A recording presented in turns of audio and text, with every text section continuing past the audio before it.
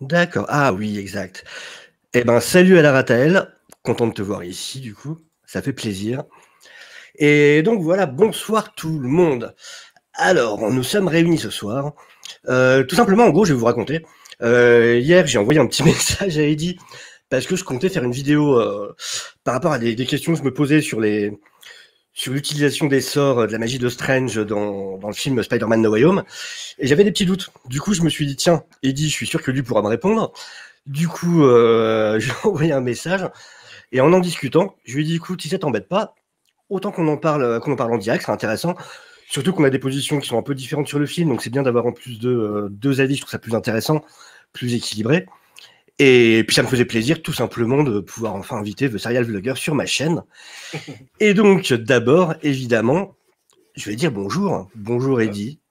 Bonjour, bonjour. Je suis ravi d'être invité sur ta chaîne. Et puis oui, comme on disait hier, à l'écrit, c'est toujours un peu compliqué de développer, d'argumenter. Donc c'est tellement plus simple de vive voix. Donc Complètement. ça va être, on va passer un bon moment, je le sens. Je le sens bien. Oui, j'ai préparé quelques petits points en plus qui m'intéressaient. J'ai fait Je te mes fais petits devoirs. confiance. Ouais, ouais. Après, donc voilà, pour dire un peu, à la limite, on va peut-être rappeler juste un peu notre vision sur le film chacun avant de commencer, histoire de bien situer les choses. En gros, pour ce qui me concerne, euh, donc moi j'ai été le voir mercredi début d'après-midi, donc en plus public évidemment gagné d'avance. Grosse ambiance dans la salle, ça a applaudi plusieurs fois. Et je suis vraiment partagé entre j'ai adoré des moments. Je suis un vieux fan de Spider-Man depuis gamin, je peux sortir des.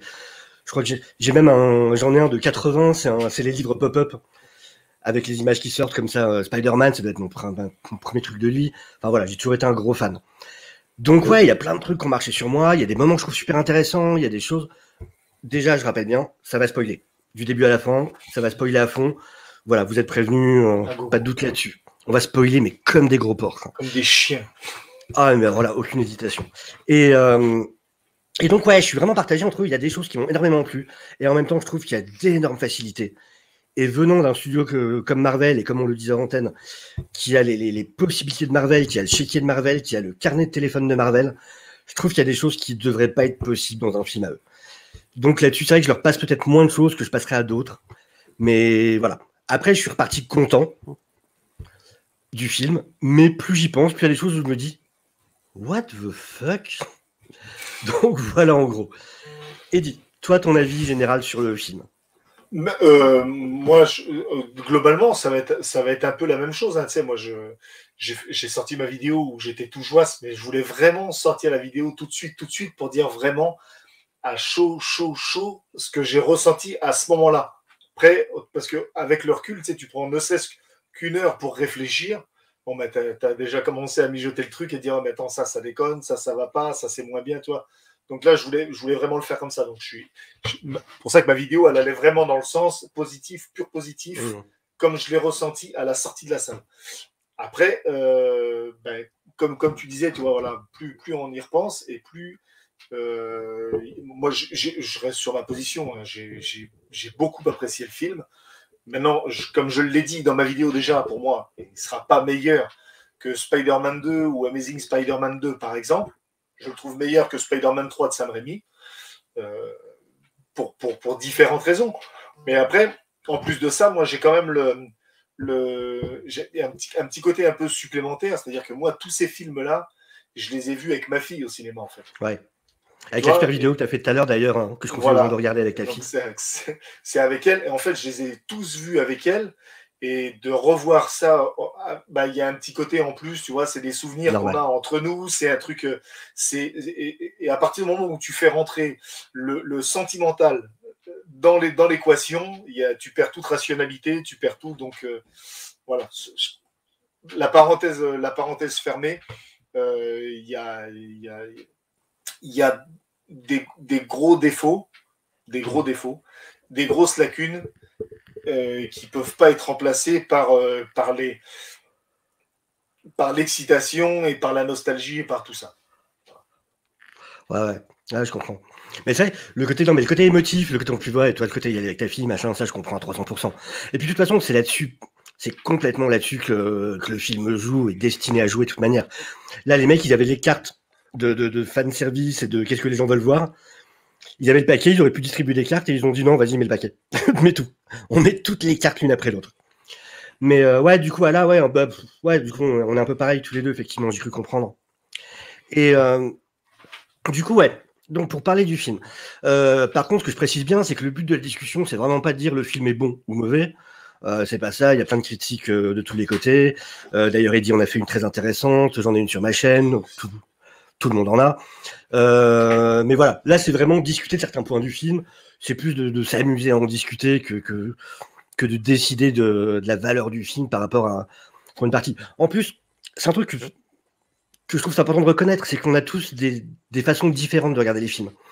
Moi, c'est vrai, je suis quelqu'un qui va porter très attention à la partie logique, à la partie scénario, à la partie logique. Pas réalisme, on s'en fout du réalisme, parce que voilà, on est dans un film de super-héros, il se passe tout n'importe quoi. Tu vois un mec en collant qui s'est fait mordre par une araignée radioactive qui affronte un homme en sable. Voilà, je demande pas de réalisme. Par contre, c'est de la logique dans l'univers qu'on nous présente, que les choses fassent sens les unes par rapport aux autres. Et voilà, donc moi, c'est vrai que j'ai ce côté-là, faire super attention à cette partie-là. Maintenant, je sais aussi qu'il y a plein de gens qui vont être énormément sur les thèmes, sur les motifs, ou sur d'autres choses, sur la cinématographie, ou sur je sais pas quoi. Donc voilà, il n'y a pas de bonne ou de façon de... Il n'y a pas de bon ou de mauvais chasseur. Non, il n'y a pas de bonne ou de mauvaise façon de voir un film. C'est vraiment chacun. Toi, c'est quoi quand tu vois un film qui va le plus t'imprégner? Moi, je sais pas. Tu sais, le film, je sais pas. En fait, je sais pas. C'est très bizarre. Je suis pas très très regardant sur la réalisation. Toi, moi, j'ai vu des trucs qui m'ont énervé, par exemple, sur ce film-là. Il y a des gens qui ont dit oui, la réalisation, la photographie, je m'en bats les reins. En fait, c'est pas ça que je veux. Je veux que l'histoire me parle d'une manière ou d'une autre. L'histoire me parle, l'histoire me prend, l'histoire me capte, que ça soit bien joué, mal filmé, machin. Je m'en fous. Ça peut être filmé avec un iPhone 4. Si l'histoire arrive à me prendre, c'est fini pour moi, c'est bon, c'est gagné. Toi, et donc, ça peut être. Toi, il y a des très très bons films, des chefs-d'œuvre qui m'ont laissé complètement à côté, que j'ai pas trouvé bon parce que, enfin, que j'ai pas aimé parce que l'histoire m'a pas touché. Voilà. Moi, c'est plus l'histoire. Si l'histoire me parle, après, bon, je suis pas trop regardant non plus sur les problèmes de cohérence, pas trop regardant. Après, si c'est vraiment trop incohérent, toi, forcément. Mais sinon, non, c'est plutôt la manière dont l'histoire va réussir à me capter et à m'entraîner. Ouais, mais je sais pas. Alors la cohérence, moi, c'est un truc, je sais pas pourquoi mon cerveau fonctionne comme ça, et va repérer les cohérences et je vais bloquer dessus, quoi. On a discuté avec G, tu sais, avec G, les rubriques de G. Bien sûr. Et on a discuté quand on parlait de Hawkeye, pas la semaine dernière, la semaine d'avant, quand il est venu, quand vous êtes venus ensemble pour le live, on en discutait avant quand on préparait. Et lui me disait pareil, il me dit, lui, il y a des trucs, il se pose des questions. Toi, par exemple, la flèche ping dans Hawkeye, il dit, je me demande comment c'est possible qu'à aucun moment tu vois un flic qui vienne, qui toque à la porte en lui disant, non, monsieur Barton, comment ça se fait que vous nous laissez... Ils ont détruit un pont quand même, quoi. À un moment, toi, il dit ça, c'est pas cohérent, c'est pas logique. Tu es d'accord qu'il y ait une flèche ping, d'accord, mais à un moment, il faut que ça ait des répercussions quand même, sinon c'est pas logique. Et moi, ça, je passe complètement à côté, je m'en fous complètement. Ouais, c'est normal, ouais. Il pleut des flèches. Je suis plus comme Jay, moi, là-dessus. Ouais, je sais quand j'ai vu la scène de la flèche, par exemple, le truc que je me suis dit, mais alors pourquoi le pont s'écroule pas? Et puis là, quand ils viennent de détruire un pont, ça va forcément gueuler. Il y a des gens qui vont pas être contents. Le maire de la ville va appeler, il va se passer quelque chose. Ouais. Donc j'ai ce côté-là aussi. Et ouais, du coup, je comprends là, je suis un peu comme toi là-dessus. Et du coup, sur Spider-Man No Way Home, le premier point que je cherche à comprendre. Une des choses que j'avais peur dans le film, c'est quand on a vu le trailer, tout le monde s'était posé la question de est-ce que c'est vraiment Doctor Strange? Est-ce que c'est pas son double maléfique? Comment ça se fait qu'il utilise ce sort, machin? Et alors, moi, il y a un truc qui me choque vraiment là-dedans. C'est le fait qu'on a quand même un gamin qui vient le voir. Ok, qui est choqué par la situation, les modifications qui viennent d'arriver dans sa vie. Et à la limite que Strange accepte le sort, ça me dérange pas du tout. Ça, je peux faire avec. Par contre, il y a un truc que je comprends pas. Il n'a pas le temps. C'est en mode, viens, suis-moi, on va tout de suite à la Strange Cave et on va faire le sort tout de suite. Genre même pas, je t'explique on se pose, je t'offre un thé, on va prendre 10 minutes, 1 heure pour en discuter, ou même à la limite, je t'explique tout et réfléchis jusqu'à demain, parle aux gens avant de prendre la décision. Rien. Ah, okay. Sachant que le mec est chirurgien. Donc c'est quand même un domaine où justement tu as ce truc de quand tu perds des gens, tu vas d'abord leur expliquer ce qui va arriver, machin. Ben là, ouais, mais sauf que là, on parle de Doctor Strange. Je parle de la version du MCU. Doctor Strange du MCU, c'est quelqu'un qui prend pas le temps de parler avec les patients. Si tu te rappelles le premier Doctor Strange, même quand il sauve le mec qui a la balle dans la tête, à la fin, tu veux le prendre dans ses bras, tu vois, il veut pas, il a pas le temps. Il a pas le temps. C'est un mec qui a pas le temps. Voilà. Donc il prend pas le temps ni d'expliquer dans ses opérations, il prend pas le temps. C'est pour ça que quand il va à Camartage, il y a un truc qui l'emmerde, c'est parce que il veut comprendre, mais il a pas le temps. Il faut montrer ce côté pressé où il enchaîne, à peine il sait se servir de son corps astral, qu'il rentre dans la bibliothèque et il commence à voler les livres et tout, parce que le gars a pas le temps. Il faut que ça y aille, voilà. Il faut que ça passe. Mais là, on est quand même sur un sort qui... Enfin, d'ailleurs, on voit la dangerosité du sort, tu vois. Oui. On voit les conséquences. Oui, on voit la conséquence, mais lui, il réfléchit pas, en fait. Enfin, moi, je l'ai compris comme ça. Et après, c'est peut-être moi, tu vois, mais moi, je l'ai compris dans le sens où lui, il l'a déjà fait, ce sort-là. Donc, il voit pas le problème. Alors, elle est super légère, la justification. En gros, c'est une phrase à Wong, en mode « Est-ce que tu te rappelles de cette soirée-là » Non, haha, tu vois, ça marche. Donc déjà, en plus, ça veut dire qu'il a utilisé sur un événement, pas sur faire oublier une personne. Ce qui est quand même vachement moins... Comment dire, ce qui n'est pas le même genre de portée. Ouais. Alors là, t'es titillon, parce qu'on ne sait pas ce qui s'est passé à cette soirée. Complètement. on sait pas ce qui s'est passé à cette soirée. On ne sait pas ce qui lui a fait oublier. On ne sait pas, tu vois, au final, on ne sait pas. Donc ça se trouve, il lui a fait oublier des personnes. Ça se trouve, il s'est passé quelque chose d'affreux et il l'a oublié, toi. Bon, bref. Après, on ne sait pas ce qui s'est passé. Toujours est-il qu'on sait une chose, c'est qu'il a déjà testé le sort, ça marche. On sait qu'il a quand même beaucoup d'ego. C'est quelqu'un qui a un ego assez important et il a confiance en lui-même, le bonhomme. Toi, ouais, je l'ai déjà fait, c'est bon, ça marche. Vas-y, viens, je te le fais en 2 secondes. Il n'y a pas de problème. Et ouais, comme dit Ala, il y a le côté où vraiment, du coup, il sait que c'est super dangereux de modifier le sort pendant, mais alors il n'a pas le temps, mais en même temps, à chaque fois, il le fait quand même, alors qu'on voit bien à la manière dont il le joue que c'est quelque chose qui est hyper compliqué à maîtriser. Et tu vois, en fait, c'est vraiment ce principe des films qui me dérange de plus en plus, forcément parce que j'en vois de plus en plus, les héros font une connerie qu'ils doivent réparer eux-mêmes. Ouais. Et c'est toujours voilà, on a fait un truc qu'avec 3 neurones, on n'aurait pas fait à la base. Et par exemple, on parlait hors antenne du truc des fois il suffit d'un petit élément pour la réécriture. Tu m'aurais mis, c'est un élément extérieur. Il y aurait eu un élément extérieur qui aurait dérangé le sort. Oui, non, mais je suis entièrement d'accord. Et bim, toutes les questions sont réglées, tout problème est réglé. Ils avaient pris le temps de discuter, machin. Ils lui expliquaient les trucs, ils font le sort. Et là, un événement extérieur arrive qui dérange le lancement du sort. Et boum, les conséquences telles qu'on les connaît. T'as réglé le truc. Non, mais je suis tellement d'accord. Tu vois, regarde, en plus de ça, en plus de ça, ces cons-là, parce qu'il faut le dire, ces cons-là, ils sont capables de te mettre un événement. C'est-à-dire que quand ils rentrent dans le truc, dans le sanctuaire à Bleecker Street, là, quand ils rentrent dedans, il y a eu un coup de blizzard parce qu'il y a un mec qui a laissé un portail ouvert. Ouais. Tu fais la même chose. Tu laisses un portail ouvert, tu fais un truc qui vient déranger Strange. Tu te dis, c'est pas possible, ils ont recommencé, bam, ça fout la merde. Bon, ben ça y est, c'est fini, le problème est réglé. Voilà, c'est un élément extérieur. Tu peux même merci à la Ratel, enfin quelqu'un qui me rejoint un peu quand même. C'est vrai que moi je trouve qu'il a un côté trop sûr de lui, tu vois. Il y a pas de problème, c'est bon, ça va marcher. Je suis quand même Dr Strange, tu vois.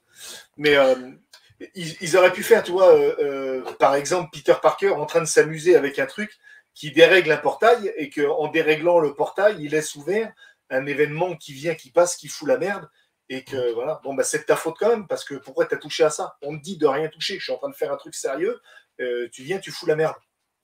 Juste ça, c'était réglé. Je suis absolument d'accord avec toi.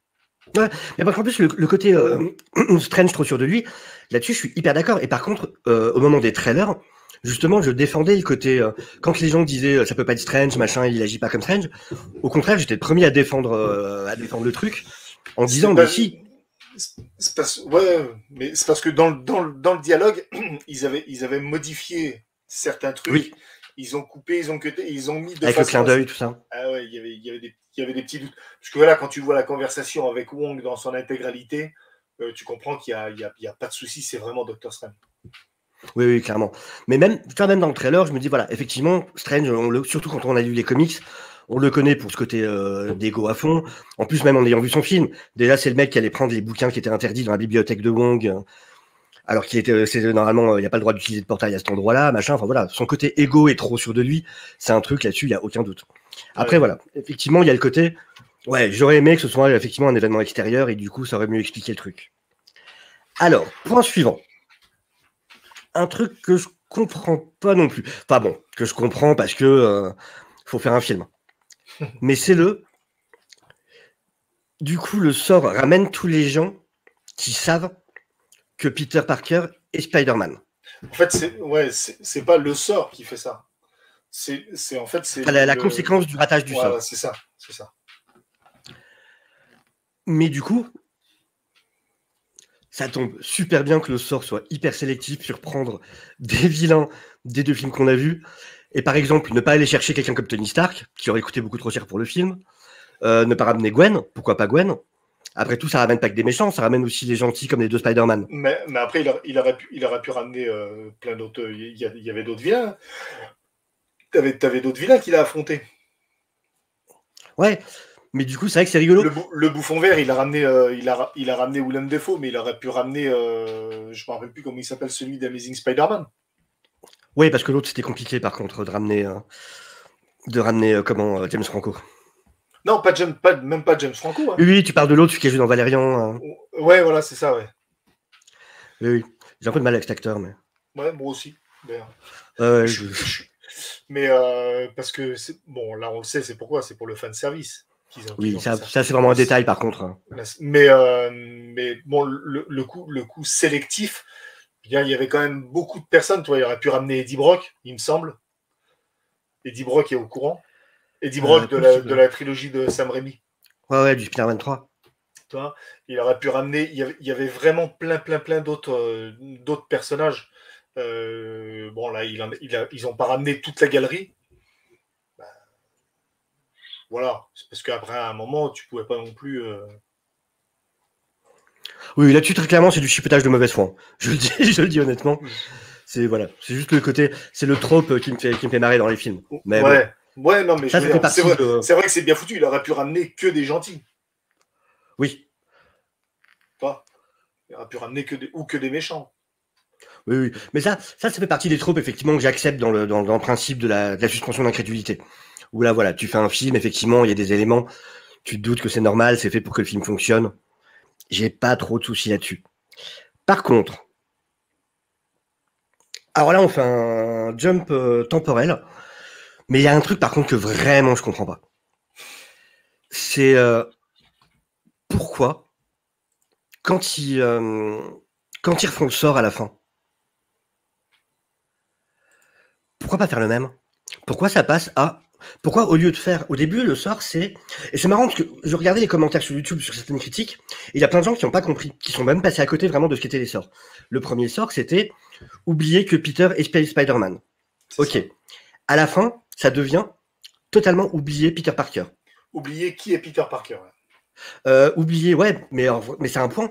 Là où... Ça, on en parlera après, mais... en plus, c'est pas juste un sort de mémoire. C'est vraiment effacer Peter Parker de la réalité. Ça va plus loin que la mémoire. Bah ça, j'argumenterai après dessus et c'est à peu près sûr que c'est vraiment effacer Peter de la réalité. Je suis pas sûr que c'est effacer Peter de la réalité. Je crois que c'est plus personne. Voilà. Si, parce que c'est un ça efface toutes les traces aussi. Non, ça efface aussi toutes les traces de lui.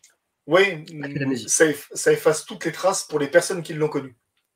Même parce que parce que tu regardes, c'est tout simple. C'est juste une question de logique.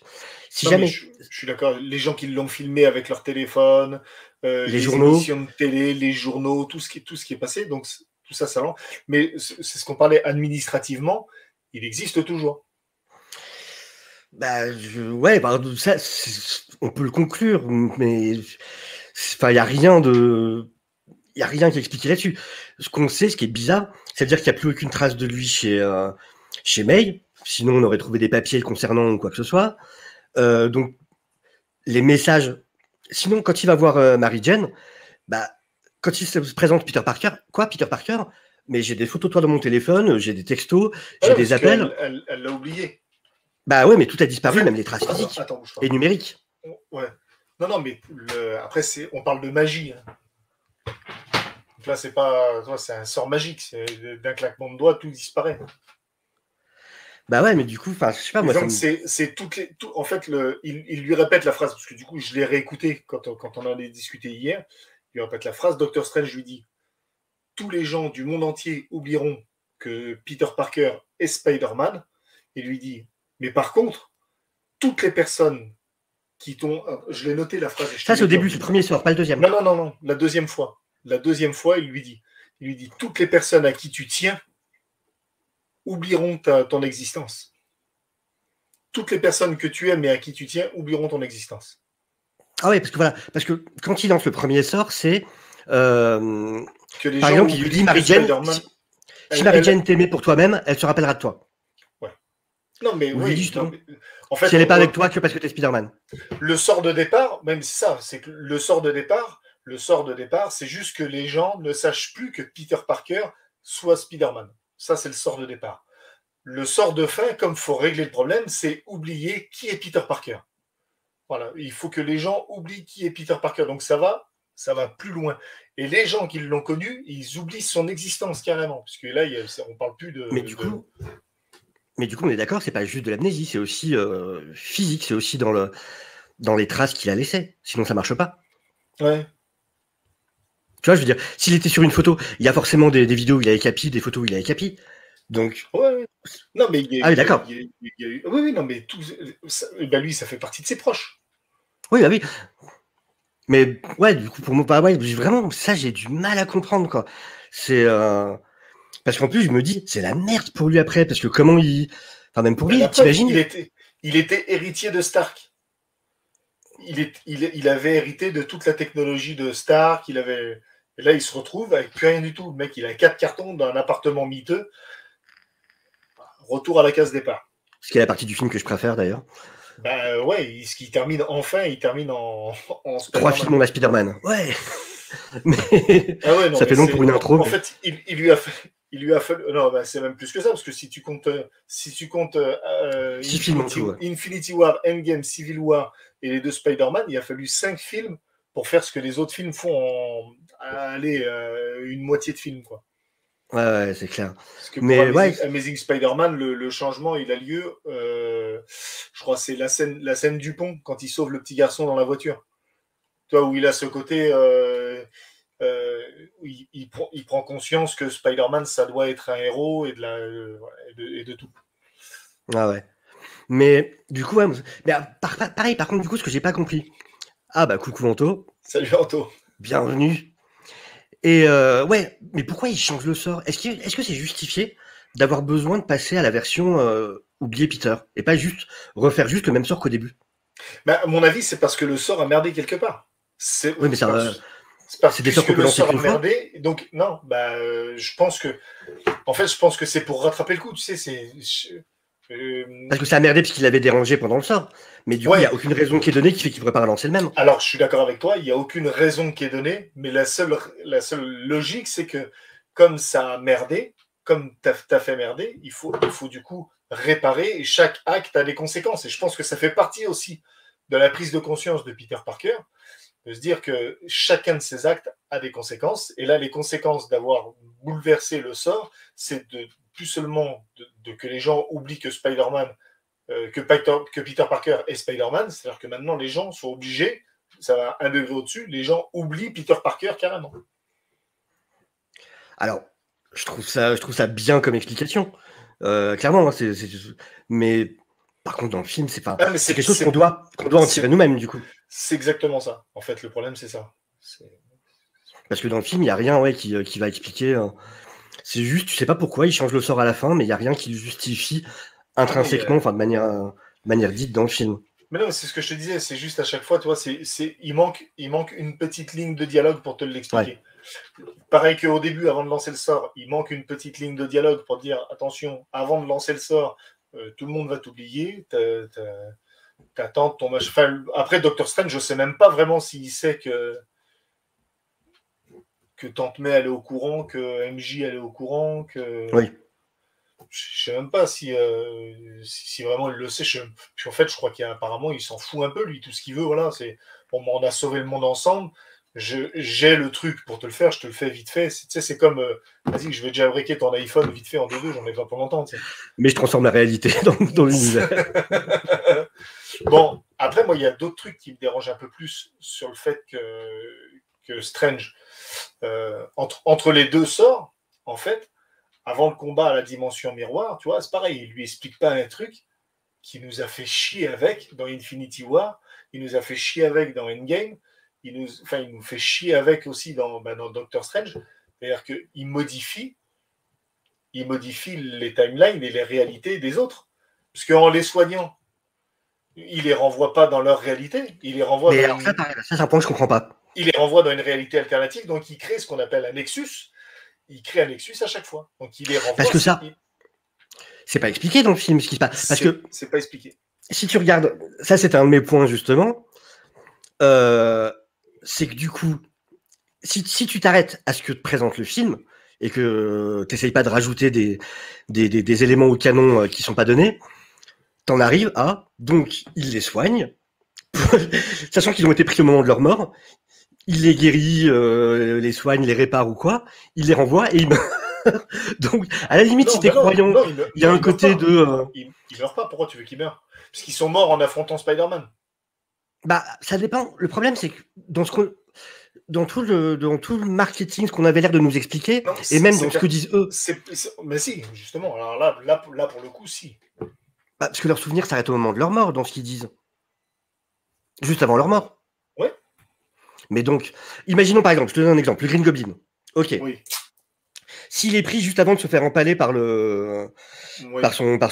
sa board là. Ouais. Ok. Tu le guéris, tu le renvoies, il est juste devant sa board, elle arrive quand même. Ah non.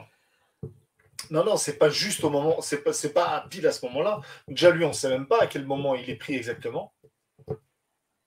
C'est pas expliqué du tout à quel moment il prend. Et le seul pour qui c'est expliqué, c'est pour Max, le Electro. Electro, lui, il explique qu'il était en train de se charger, il était en train de devenir pure énergie. C'est au moment de sa mort, lui, pour le coup.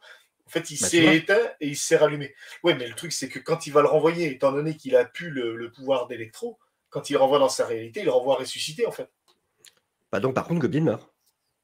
Dans la même logique. Non, parce que Goblin, tu sais pas à quel moment il est parti. Ah oui, d'accord, oui. Moi, je parle si jamais, s'ils sont tous... Si on part du principe que, du coup, l'histoire d'Electro confirme qu'ils ont été pris au moment de leur mort, enfin, juste avant leur mort, si on dit que c'est la même chose pour tous. Après, c'est peut-être pas le cas. Mais c'est super bizarre. Enfin, c'est vraiment compliqué, du coup. Je vais même aller plus loin. Imaginons un peu. Octopus, par exemple. Octopus, il le renvoie, et le moment où il le renvoie, c'est le moment où Octopus change et qu'il sauve New York en plongeant avec sa machine dans le fleuve. Le changement, en fait, il a lieu là. En fait, quand il est reparti, c'est là qu'il a repris toi. Je sais pas si tu comprends ce que je veux dire. Tu veux dire que c'est ce qu'aurait joué tu veux dire que en rétroactivité, c'est ce qu'aurait joué sur ce changement Ouais, non, mais c'est le fait de ce qu'ils ont fait là qui aurait changé. Pour moi, c'est pas ça du tout. Hein, mais je te dis, si tu veux. Oui, en headcanon, si tu veux. Voilà. Mais pour moi, non, en fait, c'est même pas ça qui se passe. Ce qui se passe, c'est que Octopus lui explique. Il était en train d'étrangler Spider-Man avant le changement de personnalité, avant tout. Il était en train d'étrangler Spider-Man et il s'est retrouvé là. Donc en fait, c'est bien avant qu'il meure, c'est bien avant qu'il plonge avec sa machine.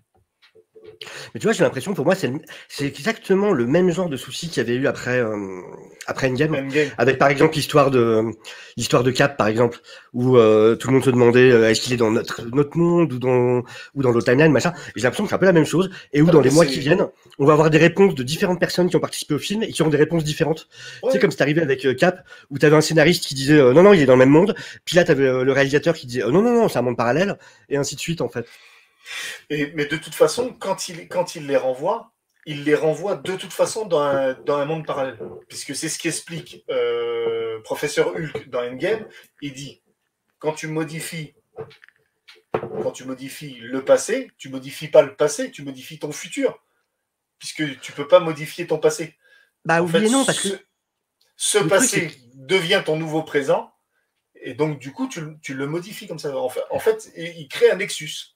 Et ouais, mais alors, le truc, c'est est-ce que les règles sont les mêmes? Parce que là, on n'est pas Ah juste dans une histoire de ben, passé, on est dans une histoire de passé multivers. Là, ils changent pas le passé de leur timeline. Ils changent... Il y a un changement... dans son Il y a deux, univers. il y a deux vecteurs, en fait. Ouais, Tu as non, et le mais c'est ce que. changement de timeline et le Et changement le changement d'univers. d'univers. Bah ouais, mais en fait, dans cet univers-là, il rajoute une timeline supplémentaire. Donc, du coup, tu te retrouves avec deux versions. Enfin, avec deux versions. Tu te retrouves avec une version où Octopus meurt et une version où Octopus est méchant, une version où Octopus est guéri. Une version avec l'homme sable, une version avec. Pour ces cinq méchants-là, pour ces cinq vilains, tu recrées cinq timelines supplémentaires.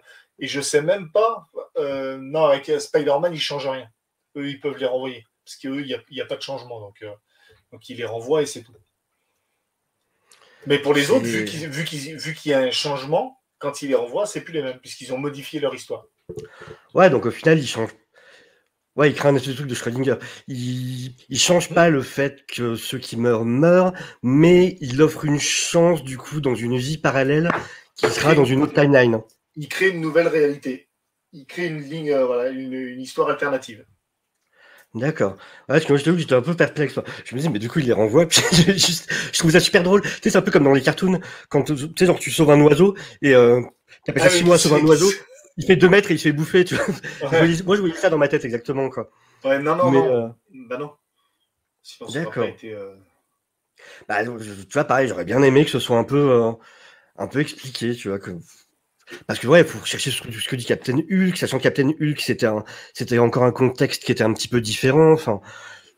Maintenant, pour voir un film du MCU, il faut un tableau Velleda avec un marqueur Ah ouais, il faut un et faire des PowerPoint. équations de physique, écouter des conférences d'Étienne Klein sur l'astrophysique.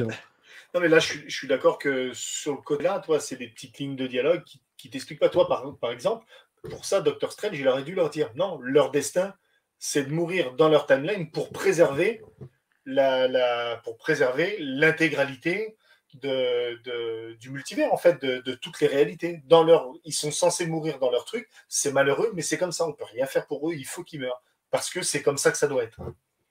Ouais, et puis à la limite, là, c'est un truc genre, la seule chose que tu pourrais faire, c'est leur offrir une seconde chance, tu vois, en parallèle, enfin, tu vois, je sais pas exactement comment Mais tu non, dis mais ça, ouais. mais en Mais mode, c'est ce qu'ils nous ont fait chier c'est trop dangereux.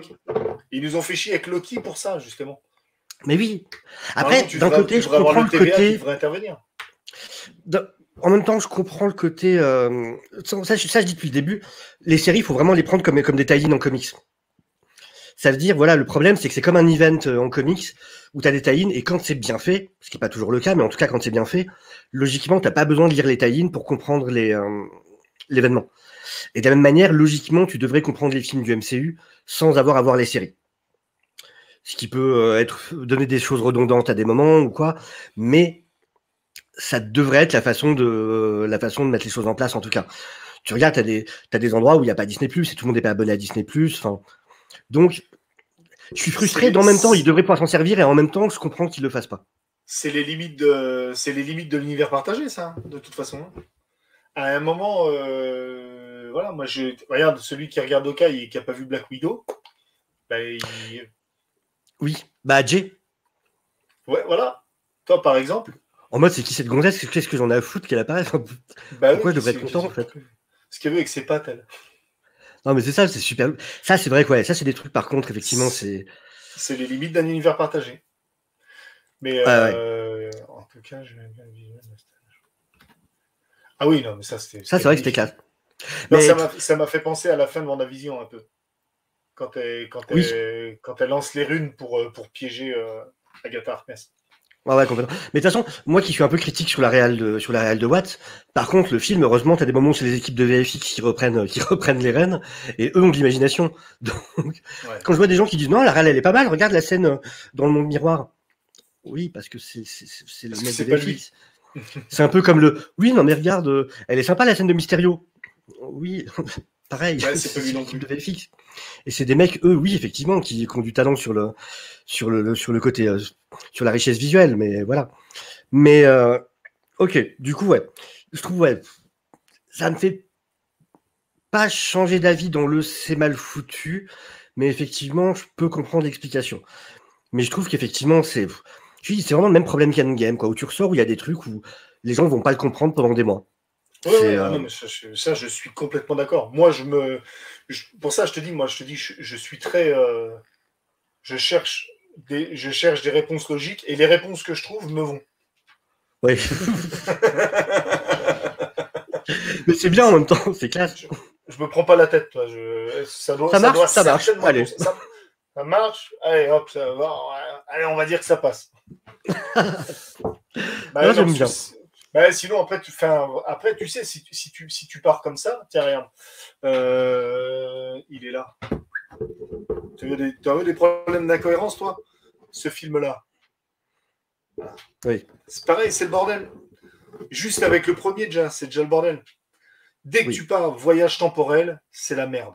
C'est trop incohérent, c'est trop. Voilà, il y a trop de trucs qui sont. Voilà. ça, je suis d'accord. Ouais.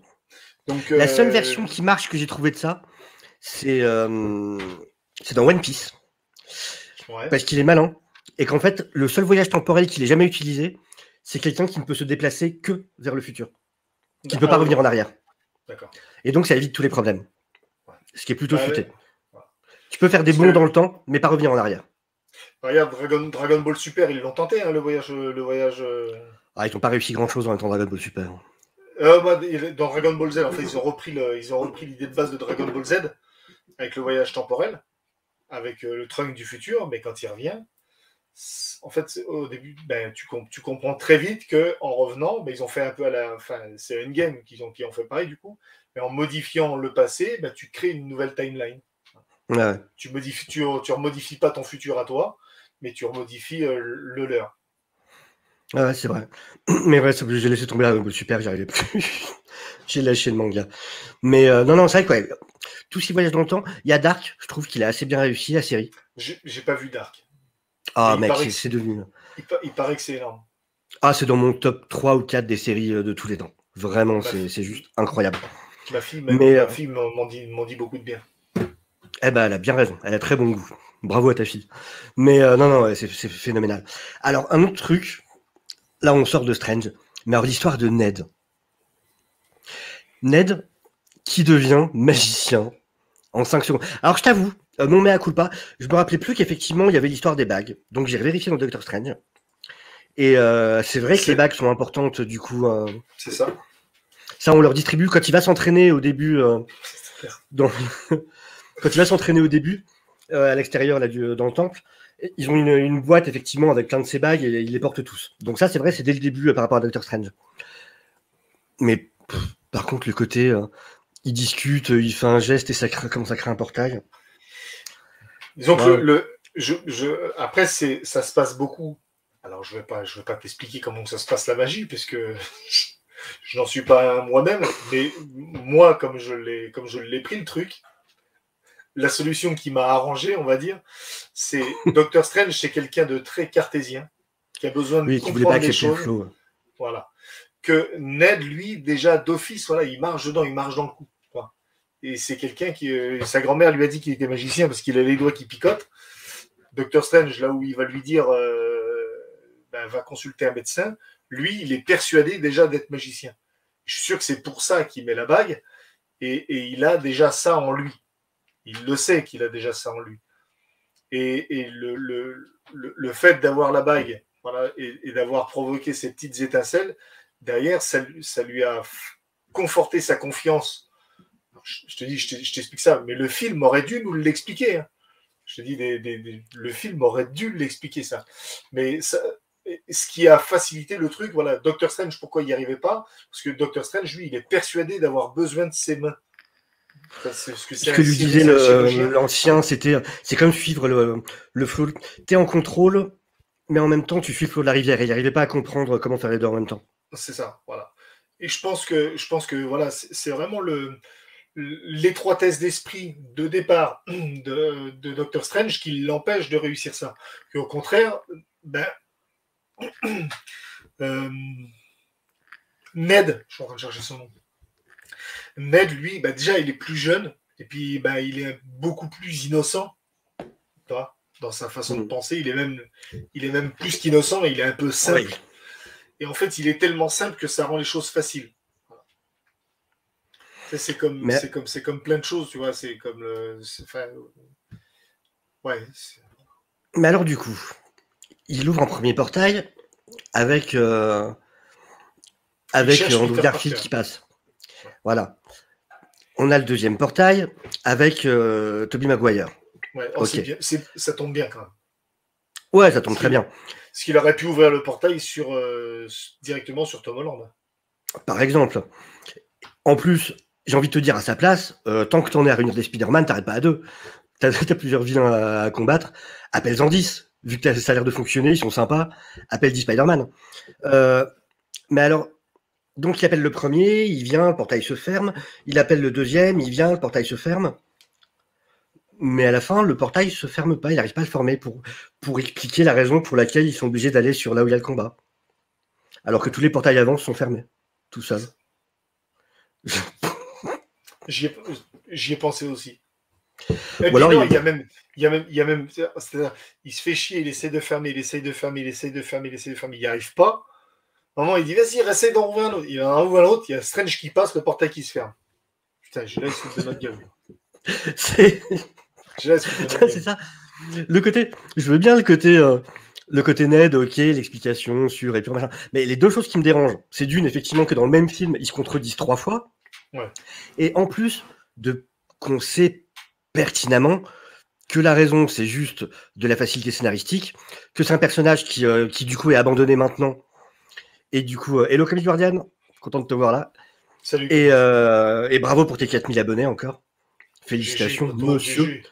Faut l'appeler monsieur maintenant, du coup. Ah, c'est monsieur. Ah bah oui, normal, il a gagné. Et du coup, donc t'as 3 fois où on nous montre que ça marche pas, enfin que ça se ferme après. Et vraiment, t'as un truc de... Mais quand Tobey Maguire, il rentre, la première phrase qu'il dit, c'est « ça vous dérange pas que je sois passé par votre... » Et il se retourne, ah bah il a disparu. Oui. Le mec, c'est dans votre propre film. Ils se contredisent 3 fois, en fait.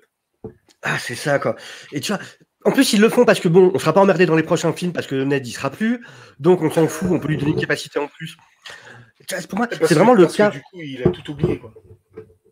Ouais, puis je pense pas qu'on les reverra. Je pense que c'est la fin pour Ned et MJ dans les Spider-Man. Moi, je pense aussi. Ouais, voilà, je me trompe peut-être, mais je pense pas qu'on les reverra. Mais, tu vois, c'est le coup de... C'est le coup de la pote de Shang-Chi avec qui devient l'archère qui devient Hawkeye en une journée et demie. C'est ce coup-là, mais en pire. Ah oui, parce que à la rigueur, oui. Au moins l'autre avait quand même pratiqué les arts martiaux, tu vois, il y avait quand même une petite maîtrise un petit peu de... Bah non, même pas, non, l'autre elle pratiquait pas d'arts martiaux ni rien. C'est juste vraiment... L'autre... Ah ouais, non, moi franchement, pareil, Shang-Chi, il y a plein de choses qui m'ont énormément dérangé. Shang-Chi, j'aurais adoré qu'à la fin, ça joue sur sa capacité à conduire. Faites-moi une scène où il tombe du dragon, et là, elle le prend dans un des 4x4 des vilains, et elle doit conduire le long du cou du dragon pour remonter jusqu'à la tête, pour qu'il doit sauter sur le dragon. Parce que au début, on nous fait un setup comme quoi c'est une super conductrice. Là, ouais, ça a du sens, je l'accepte. Vous me sortez à la fin du film, alors qu'on sait qu'en plus... en plus, on sait que quand ils partent de chez le méchant, il y a 3 jours avant que le chemin s'ouvre. Donc on sait qu'ils ont été moins de 2 jours avec le temps d'y aller. Et elle est devenue Hawkeye, enfin bon, voilà. Mais du coup, Ned, ouais, ça m'a énervé. Non, c'est vrai que c'est pas... En plus, pendant tout le film, il sert juste de comic relief. C'est ressort comique. Ouais, il sert de comic relief et de plot de convenience. Enfin, de facilité scénaristique. Comique de situation. Ouais. Ouais, voilà. Et du coup, le fait qu'on lui donne ce pouvoir-là en mode, tiens, on va te filer une fonction, parce que là, on est un peu emmerdé pour expliquer comment. Puis bon, ouais, Toby et Andrew qui arrivent dans cette super. Tiens, toi, la référence de vieux, mais on aurait dit un sketch des vampes. Ouais, Niveau épique, les gars, merci. Quoi. Vraiment, le sketch ouais. avec la grand-mère et Ned, on aurait dit les trucs chez Ruquier, là, quand tu dois voter pour les humoristes, mais en Ouais, mode à ouais, rater, tu vois. on me demande qu'à en rire. Ouais, voilà, c'est ça. Mais tu vois, celui qui fait un flop et que tout le monde regarde sur YouTube après pour se marrer, quoi. Allez, va nettoyer la toile d'araignée. Ouais, super. Moi, Ah, c'est je drôle. pense qu'ils l'ont fait exprès pour le coup, de faire ça. Ouais. Parce que s'ils l'avaient fait plus épique, Les gens ont explosé dans la salle de plaisir. Et du coup, fallait pas trop bien non. le faire. Non, le problème, c'est que ils auraient totalement encore plus éclipsé Tom Holland. Il fallait quand même laisser Tom Holland au-dessus. Dans ce film. Ah ouais. Ah, je suis sûr et certain. Je suis Alors je me pratiquement demande sûr s'ils que sont c'est comme ça. assez aptes à penser à ce genre de choses, mais ton explication est cool, hein, si c'est ça. Mais je me demande si, quand je vois certains trucs qu'ils font dans le scénar, j'ai du mal à me dire qu'ils sont capables de se dire ça, par contre. Bah, tu sais, quand tu vois que c'est comme Comics Guardian qu'on a parlé hier, quand il rappelle les numéros, tu vois, quand il dit Spider-Man, enfin Peter 1, Peter 2, Peter 3, Oui, ça je suis d'accord avec lui, ouais. Peter 1, c'est Tom Holland, toi. C'est Oui, pas. Ouais, il rappelle à tout le monde, voilà, c'est son film à lui.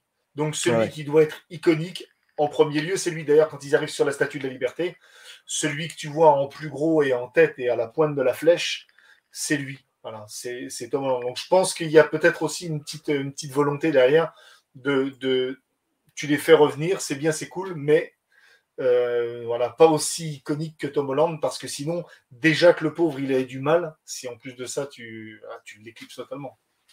Ouais. Et oui, je suis d'accord avec toi, Camille Guardian.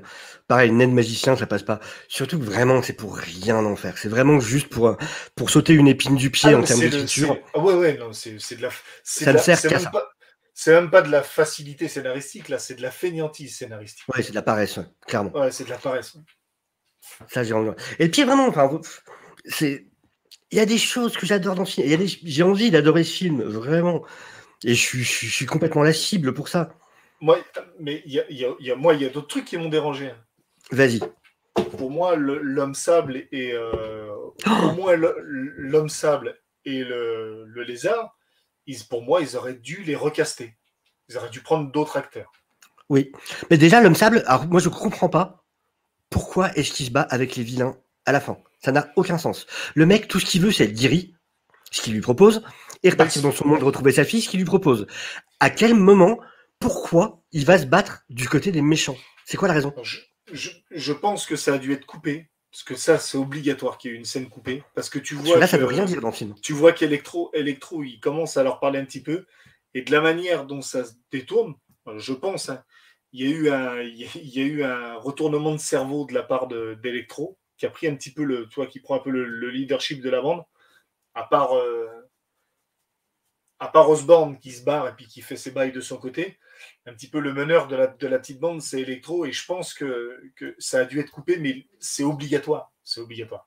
Ouais, parce que là, dans le film, il y a... Non, mais c'est pas expliqué, mais je vois pas comment c'est possible autrement. Sinon, c'est c'est vraiment pas. truc. Ils sont dans l'appart, le mec, il l'a aidé avant, il est en mode sympa, machin, et d'un coup, c'est ouais, on va se battre. Ouais, soyons vilains. Pourquoi, qu'est-ce qui t'arrive? Calme-toi, il faut un café, un truc. Ouais, prends une tisane. Ouais, On va bah, te faire assieds-toi des deux gâteaux. secondes. On va aller chez Maminette, elle va te faire des gâteaux, t'inquiète, tu vas voir, ça va aller.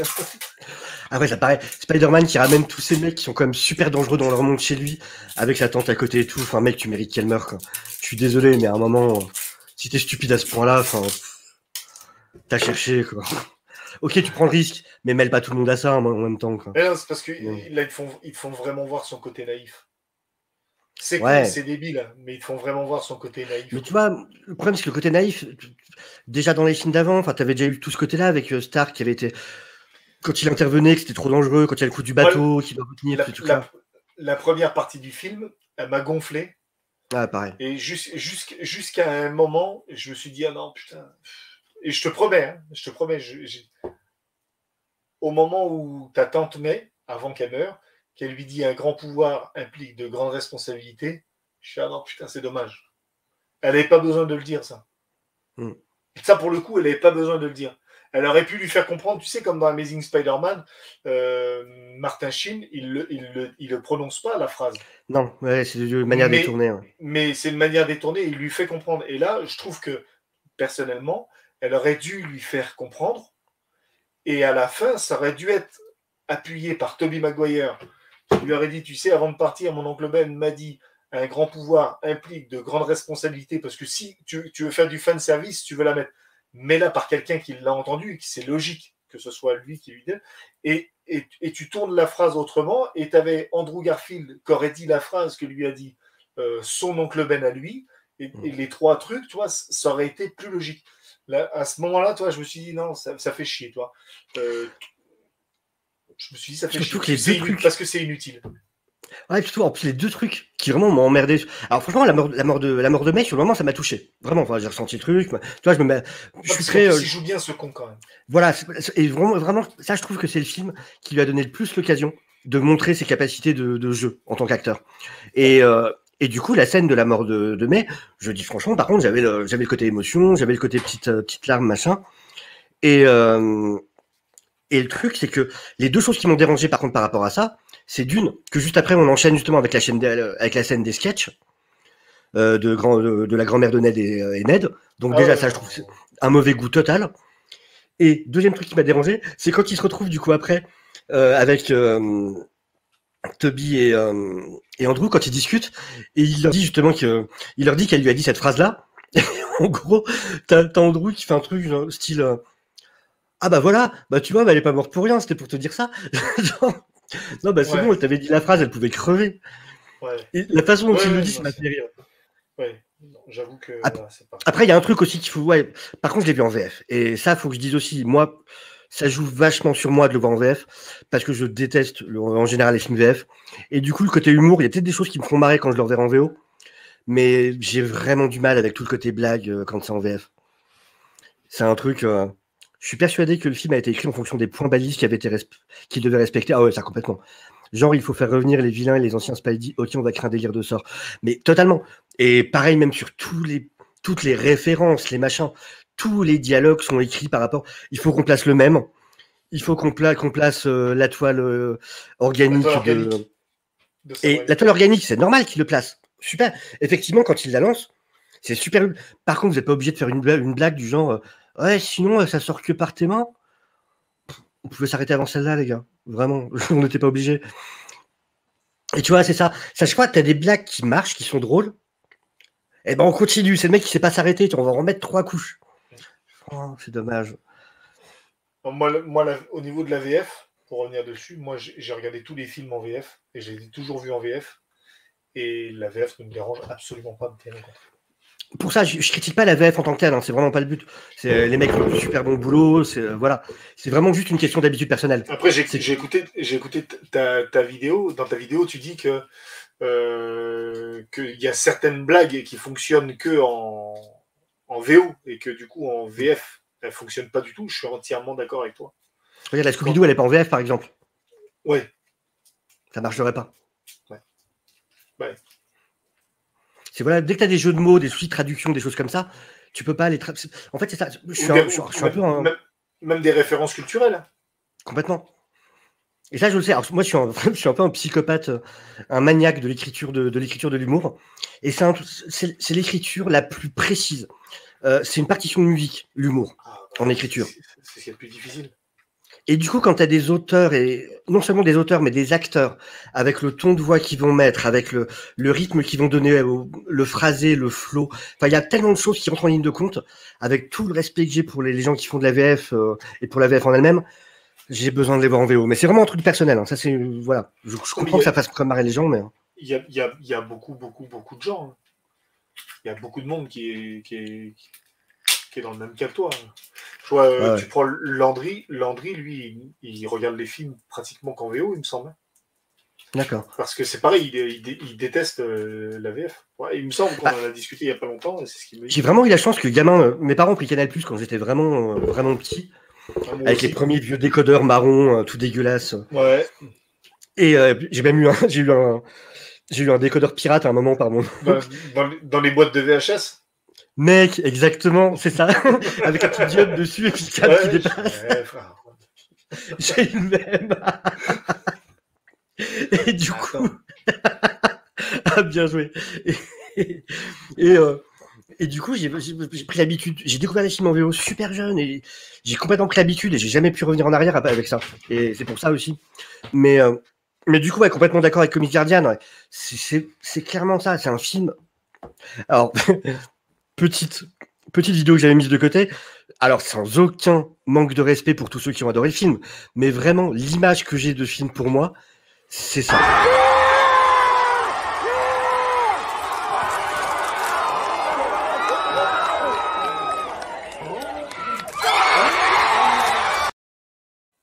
Ouais, c'est les bébés qui s'extasient devant les petites... Mais on est tous, hein. Quand c'est pas bébé, c'est parce que ça joue sur notre partie émotion du cerveau, sur le cerveau reptilien, sur la partie émotion. Et c'est normal que tu peux avoir n'importe quel âge, ça marchera de toute façon.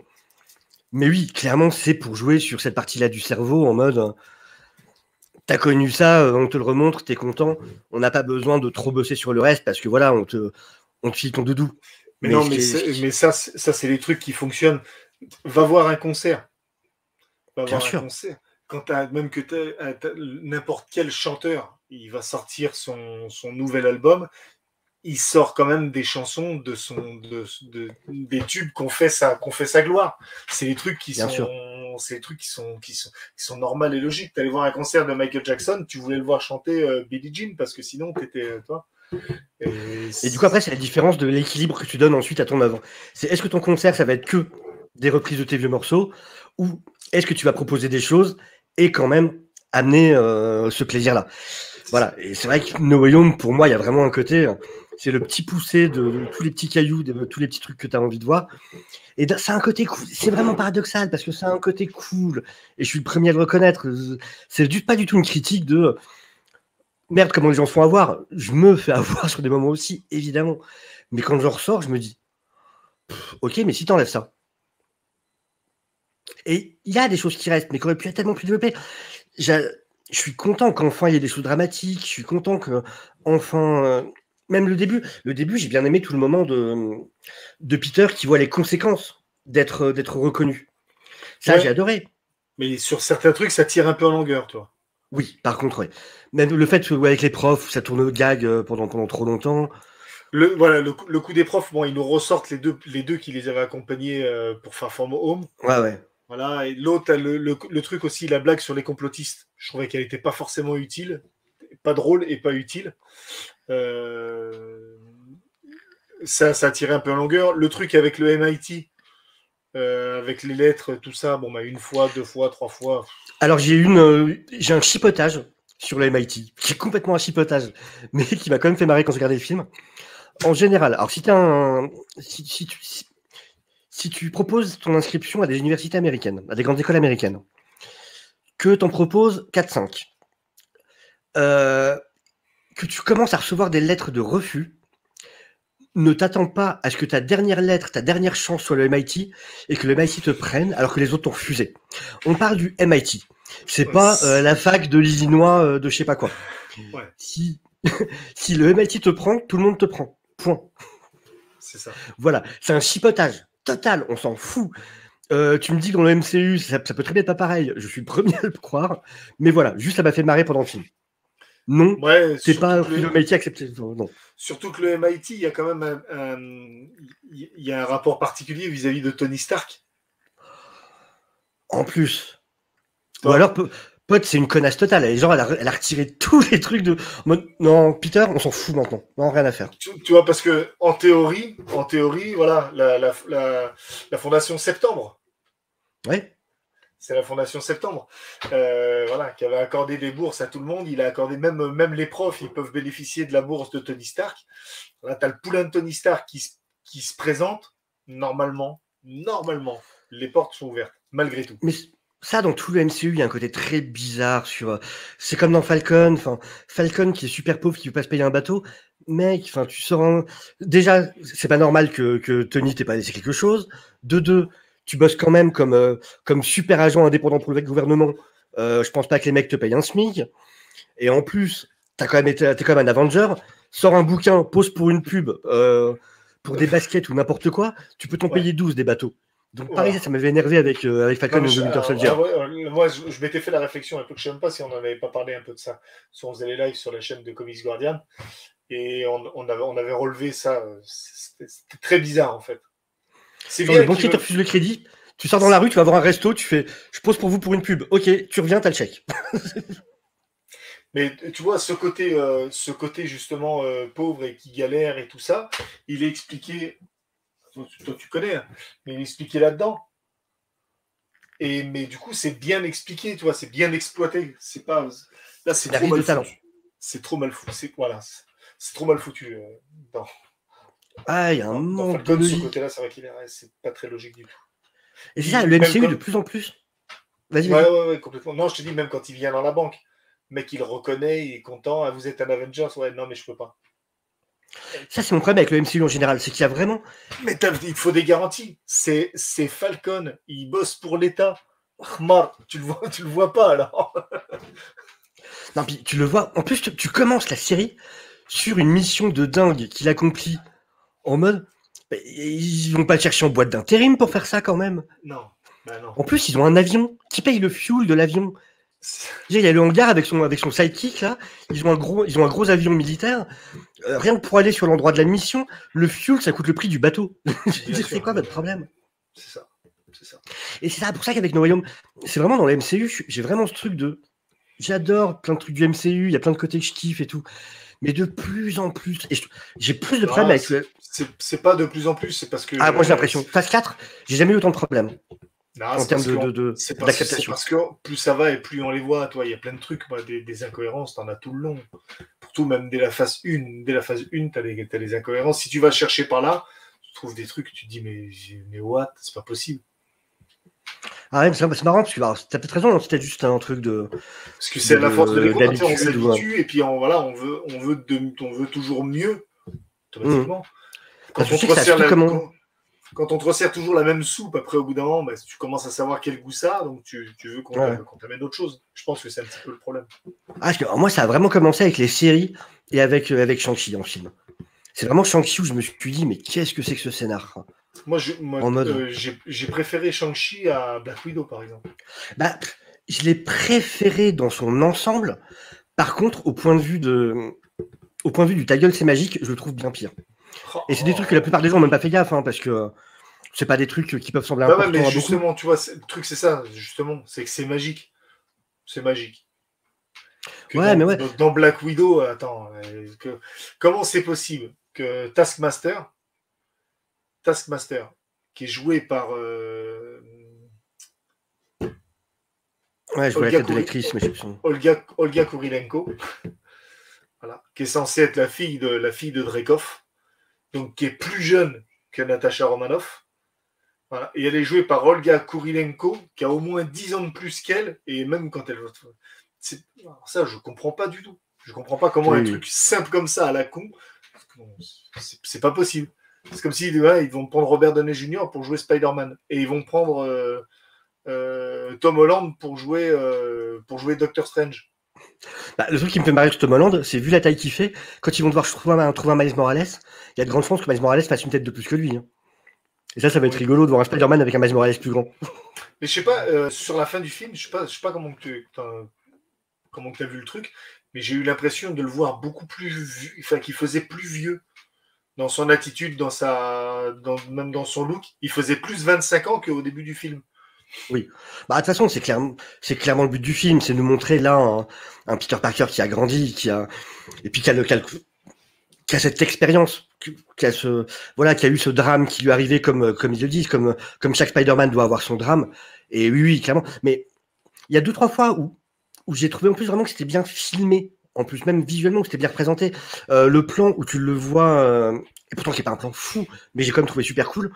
Après la mort de Tante May, quand tu as un plan de profil sur son visage, avec ses lumières un peu bleutées et rouges, avec le Jameson en grand derrière, j'ai trouvé ce plan non seulement ultra joli, et ce plan disait quelque chose, où vraiment tu voyais en plus, avec sa peau qui était marquée, les coupures, ça c'est voilà, putain, John Watts essaye de faire des trucs comme ça. Oui. Mais du coup, ouais, je sais pas. Mais t'as raison, oui, je trouve qu'il y a effectivement que c'est plus vieux. Mais bon, voilà, c'est un détail, mais moi, ça m'a fait marrer. C'est vrai que je me dis, je pense que de toute façon, voilà, Tom Holland, déjà, il disait qu'il comptait pas faire ça toute sa vie. Je pense qu'il va quand même faire sa trilogie. Après, je pense qu'à la fin de la trilogie, ça sera l'introduction de Miles Morales. Je pense aussi. S'il continue encore le MCU après, ça sera l'introduction de Miles Morales. Soit dans le deuxième, soit dans le troisième film. Mais du coup, ça va me faire marrer de voir Miles Morales. À moins qu'ils prennent Arnold de Arnold et Willy. Il va forcément. Il va forcément ces être rêves de rempli, vieux quoi. que tu nous sors là. Putain. Ouais, je sais. J'assume, j'en ai rien à foutre. Mais tout le monde connaît Arnold et Willy quand même. Mais enfin, je crois. Mais Pas sûr. Hein.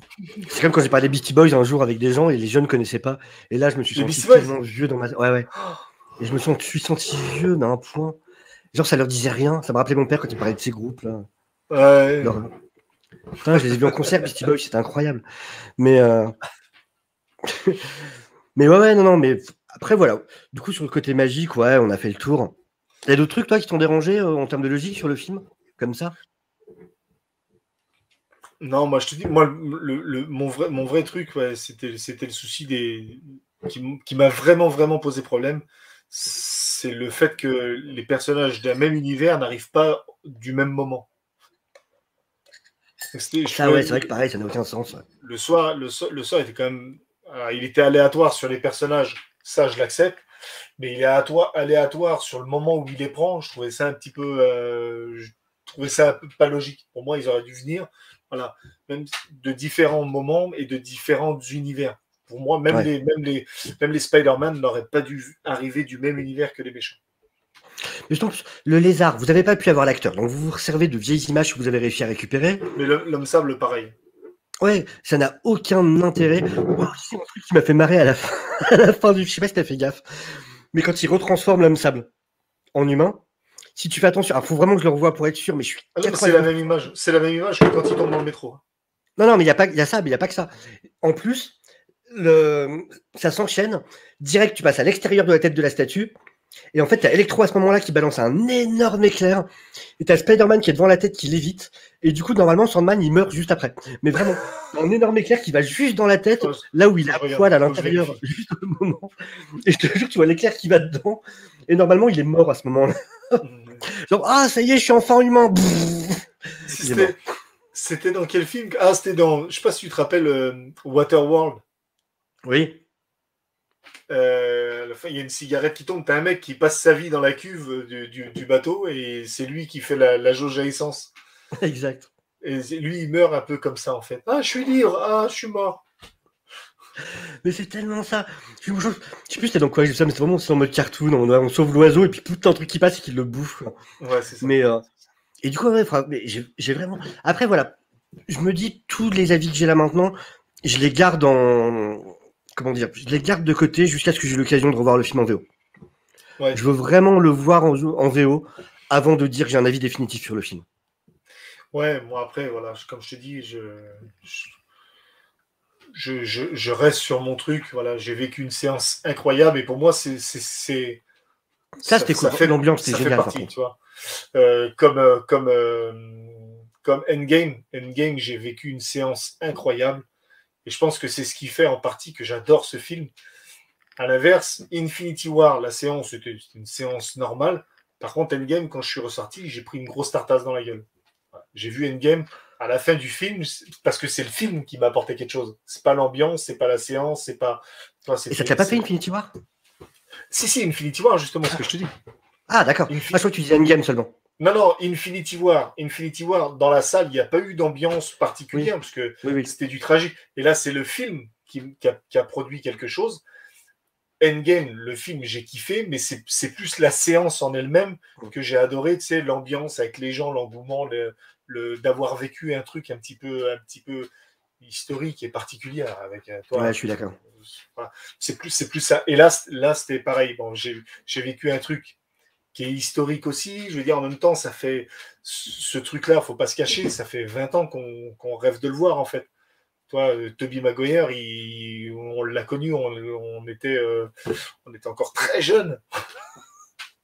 Et puis de le revoir sur grand écran, bah, ça fait plaisir, ça ravive plein de souvenirs.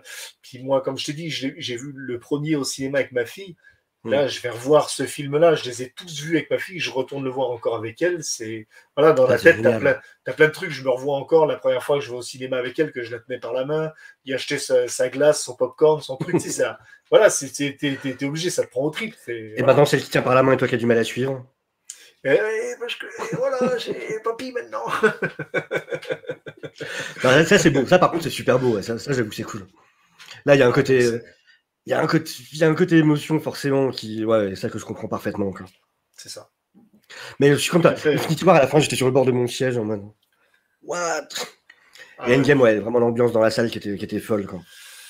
Endgame, moi, je l'ai vu. Je crois que c'est le film que j'ai vu le plus au cinéma. Quelle fois? Je l'ai vu au cinéma, je crois que je l'ai vu 7 ou 8 fois, je crois. Ah ouais, quand même. Ouais. J'ai jamais fait mon film. Mais le truc, c'est que c'est pas forcément de ma volonté, tu vois. Je l'ai vu la première fois en séance geek, tu sais, tu fais Infinity War Endgame. La séance, c'était un truc de malade. Et j'explique ça à ma femme. Elle me dit, demain, on va le voir. Donc le lendemain, on a été le voir. Enfin, le lendemain, en fait, c'était le même jour, parce que je l'ai vu à minuit. Et je suis retourné le voir le soir même, donc le mercredi. Après, j'en parle à mes potes et tout. C'était prévu qu'on y aille le samedi, entre copains, d'aller le voir en 3D IMAX.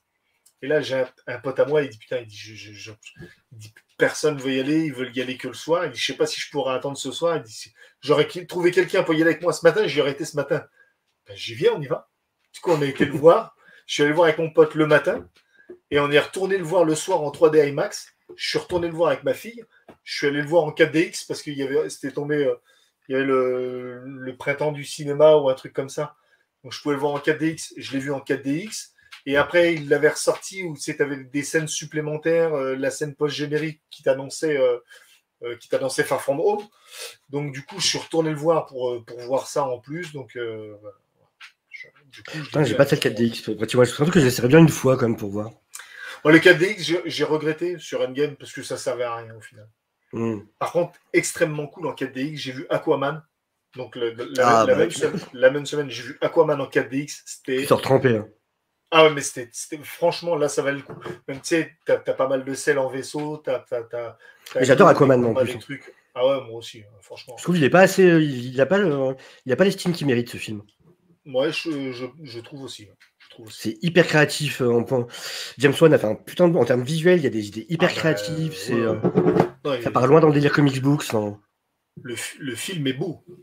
Grave. Rien que la scène de combat de Kim Basinger au début, chez eux, dans le phare, avec cette caméra qui bouge, qui monte en zénithal, qui suit toute... Enfin, l'action est super lisible alors que ça part dans tous les sens. C'est vrai. Waouh. Ok, le mec a amené quelque chose, quoi. Ouais, non, je suis d'accord avec toi. Mais même les scènes de combat, les deux scènes de combat, les scènes de combat de Arthur et de son frère là. Oui. Elles sont extrêmement belles, avec des effets de ouf. Et puis il a placé la pieuvre qui fait du tambour et rien que pour ça, je suis amoureux de ce film. Fallait oser le placer dans un film Aquaman. Fallait oser. Non, bah écoute, merci en tout cas.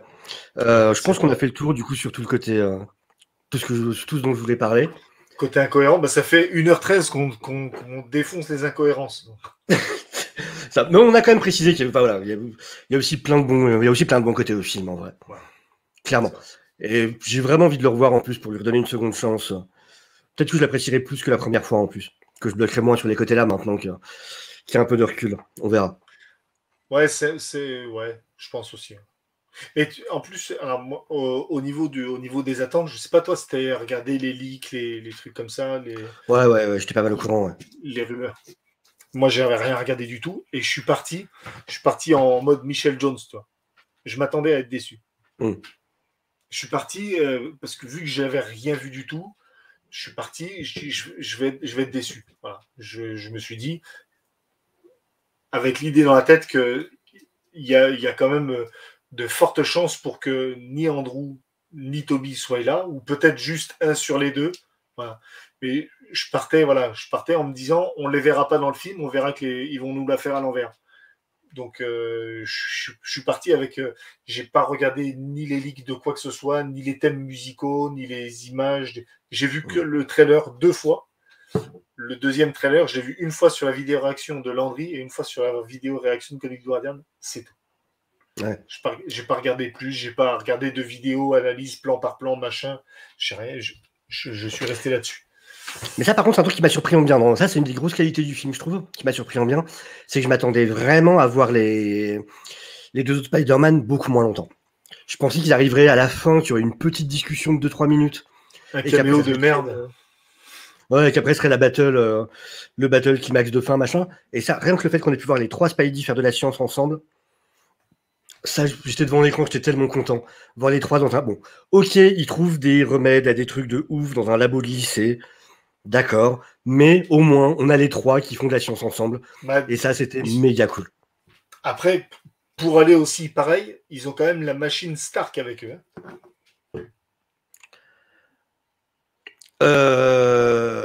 Alors, il l'utilise pour la puce de...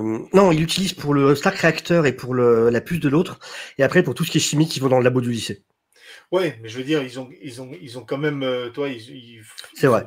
Ils font pas tout dedans. Ils ont quand même un petit peu de matos. Ils ont... Voilà. Oui, mais voir les 3 faire la science, ça, c'était génial. C'est 3 génies. Puis bon, toi, par exemple, toi, en termes de petites phrases que je te disais tout à l'heure qui expliquent tout, t'as quand même t'as Andrew Garfield qui dit moi je m'en occupe, je l'ai déjà fait. Donc ça, c'est logique, c'est plausible. Et Tobey Maguire qui dit il y a longtemps que j'y réfléchis, donc je vais m'en occuper aussi. Ouais, alors ça, t'en as qui l'ont mis dans les incohérences. À la limite, je suis moyennement d'accord. Parce que du coup, ils l'ont mis dans les incohérences en mode pourquoi il cherche un remède alors qu'il est mort. Mais en même temps, je me dis, un scientifique, il y a un problème qui s'est posé à lui. Ça me paraît pas déconnant que le mec ait quand même envie de le résoudre, même s'il n'y a plus la raison concrète de le faire. En mode. Parce que de temps en temps, il pense, tu vois, surtout sur 20 ans en plus, sur des années. 20 ans, et ça a coûté la vie à son pote en plus. En plus. Ça a coûté la vie à son meilleur ami. Donc c'est pas. C'est pas déconnant de dire que voilà, ça l'a travaillé et il a cherché à comprendre ce qui avait déconné, ce qui avait merdé chez son copain, chez son ami. Ouais, totalement. Donc, ça non, ça je le mets pas dans les trucs illogiques. Quoi. Et donc voilà, et écoutez, donc merci à ceux qui sont passés nous voir, merci à ceux qui regarderont ça en replay. En tout cas, ça m'a fait très plaisir de pouvoir accueillir Eddy à mon tour, The Serial Vlogger. N'hésitez pas à aller sur sa chaîne. Il y a pas longtemps, il y a eu une super soirée de discussion. Vous pouvez avoir le replay sur Rap et Cinéma, qui est super intéressant à regarder. Voilà, des critiques de films, des vlogs en famille, des vidéos où il interroge les gens avant et après les séances de cinéma, ce qui est un super concept. Et donc voilà. Après, si vous passez là, je pense que vous connaissez le Serial Vlogger, mais au cas où, surtout, passez pas à côté. Merci à tous. Bonne fin de soirée à tout le monde. Merci Eddy. Merci à toi. C'était un plaisir.